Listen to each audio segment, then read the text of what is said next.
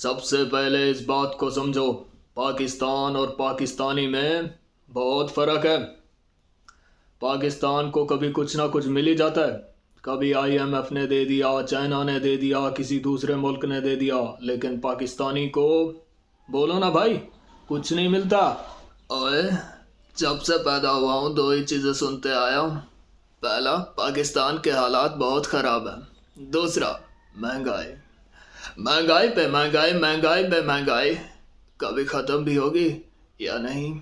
बहुत बर्दाश्त कर लिया पाकिस्तानियों ने महंगाई को। इतना कहोगा इस महंगाई को रोको, वरना पाकिस्तानियों की सटक जाएगी। और जिस दिन पाकिस्तानियों की सटक गई ना, तो इस मुल्क को तरक्की करने से कोई नहीं रोक सकता। गरीबों, ये दुनिया के मसले, घर के मसले, ये तो चलते रहेंगे। आगे बढ़ो, अमीर बनो, पैसा बनाओ। अस्सलामुअलैकुम everyone. I just want to say हमारा पड़ोसी मुल्क स्पेस पावर बन गया है और हम अभी तक मीम पावर बने हुए हैं। सारा दिन बस हम लोगों को ये काम है, कौन वायरल हो रहा है, किसकी लीक हो रही है, शोबाज को ये करना चाहिए, इमरान को ये करना चाहिए। अरे ये सोचो तुमको क्या करना है अपने फ्यूचर के लिए। तुमको बाहर निकलना है या इसी मुल्क में रहना है? अगर इसी मुल्क में रहना है तो बाहर निकलो, एहतजाज करो। अब पेट्रोल की इन लोगों ने इतना कीमत बढ़ा दी, सारी कौम चुप है। आपको मैं बांग्लादेश का वाकया बनाता हूँ। कुछ अर्सा पहले वहाँ पे 7 रुपये लीटर उन्होंने कीमत बढ़ाई।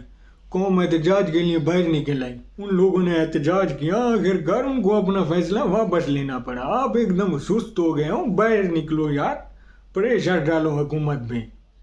बहुत ही उम्दा बात कही मुशर्रफ साहब आपने। पाकिस्तानियों को एहतजाज के लिए निकलना चाहिए। इस वक्त पाकिस्तानियों के पास दो ऑप्शन है। पहला, सारी ज़िंदगी बैठ कर रोते रहो कि पाकिस्तान का सिस्टम ख़राब है। दूसरा, इस सिस्टम को ही बदल डालो, खुद को बदल डालो, क्योंकि जिस वक्त तुम खुद को बदलोगे भाई साहब, सिस्टम अपने आप बदल जाएगा। आई, क्योंकि तुम ही हो इस मुल्क का सिस्टम। अरे कभी आपने सोचा कि यूरोप क्यों तरक्की कर गया?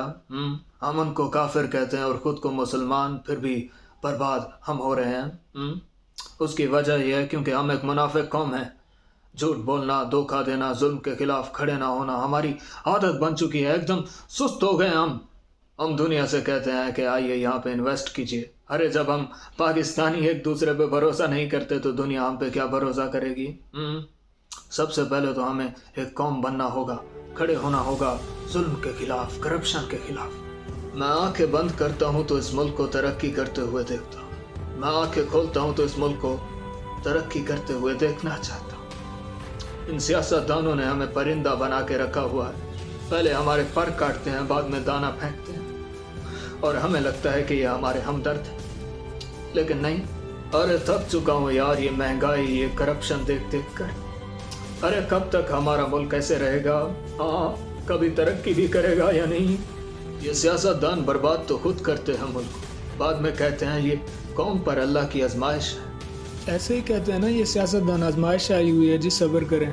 पागल बना के रखा है हम लोगों को। बारिशें आती हैं, सैलाब आ जाता है तो कहते हैं जी अल्लाह का अजाब आ गया, अल्लाह हमसे नाराज़ है। अरे हमसे ज़्यादा बारिशें तो यूरोप में आती हैं, लेकिन उन लोगों ने सिस्टम ऐसा बनाया हुआ है, उन लोगों को कुछ फ़र्क नहीं पड़ता बारिशों से। लेकिन हमारे यहाँ मटीरियल ही ऐसा है, सड़कें टूट जाती हैं, घर टूट जाते हैं। अबे बस क्या यार, बेचारी ये कौम एहतजाज के लिए कैसे निकले? ये कौम उलझी हुई है पॉलिटिक्स में, कौम परस्ती में, फ़िरका वारियत में। जब इस कौम की हालत देखता हूँ ना, मुझे वो सादत हुसैन मंटू का वो कॉल याद आ जाता है